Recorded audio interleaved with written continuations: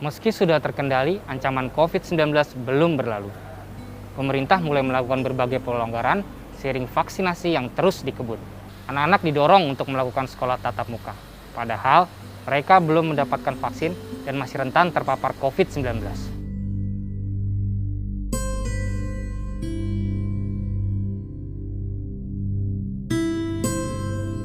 Sejak serangan gelombang kedua COVID-19 di tanah air pada Juni tahun ini, pemerintah terus menggenjot vaksinasi.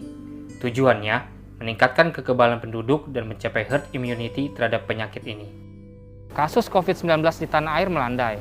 Vaksinasi yang digencarkan pemerintah disebut-sebut mulai membawa hasil. Tapi, Indonesia tak akan pernah mendapatkan herd immunity selama anak-anak umur 12 tahun ke bawah belum mendapatkan vaksin. Menurut data dari Badan Pusat Statistik Nasional, jumlah penduduk Indonesia berusia 14 tahun ke bawah mencapai 62 juta jiwa atau 23,14% dari total penduduk Indonesia. Meski belum mendapat rekomendasi resmi dari WHO, vaksinasi COVID-19 untuk anak sudah dilakukan di negara lain. Vaksinasi untuk anak di berbagai negara ini ternyata berjalan baik dan tak ada efek samping yang ditakutkan.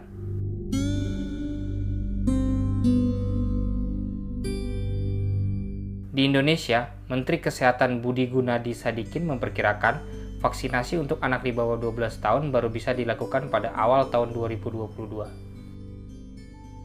Sudah ada 3 vaksin yang melakukan uji klinis, yaitu Sinovac, Sinopharm, dan Pfizer. Dan diharapkan sampai dengan akhir tahun bisa keluar ketiganya untuk emergency use authorization-nya, dan kita sekarang sedang bekerja sama dengan BPOM juga, digunakan untuk anak-anak usia 5-11 tahun. Rencananya kalau itu sudah keluar hasil uji klinisnya, kita bisa mulai digunakan di awal tahun depan. Badan Pengawas Obat dan Makanan atau BPOM saat ini tengah mengkaji penggunaan vaksin COVID-19 untuk anak. Mereka mengaku tak mau gegabah meski sudah ada berbagai contoh sukses dari negara-negara lain.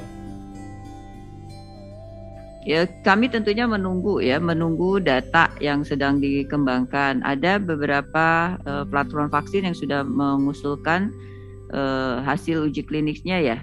Tentunya kami sangat mendukung dan juga mengharapkan segera kita bisa memberikan emergency authorization untuk penggunaan vaksin untuk usia anak-anak, dan itu sudah juga menjadi target program pemerintah untuk memberikan vaksinasi pada anak-anak. Tapi karena usia anak-anak adalah usia yang rentan, sehingga memang di dalam dunia pengembangan sains, pengembangan evaluasi untuk hasil uji klinik untuk vaksin itu sangat hati-hati untuk anak-anak.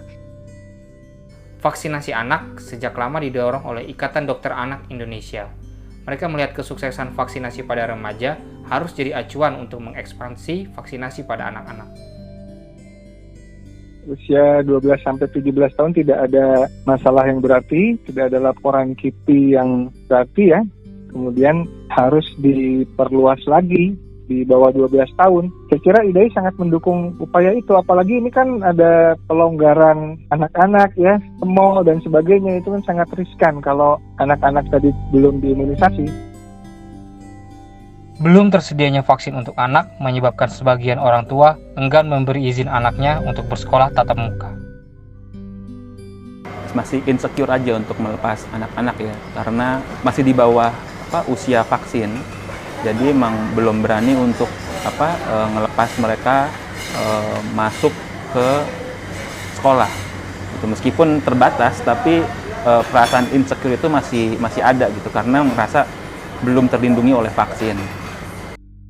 Berbagai pelonggaran seperti sekolah tatap muka untuk sekolah dasar dan pemberian izin untuk anak ke pusat perbelanjaan dan hiburan harusnya disertai perlindungan kesehatan untuk anak-anak.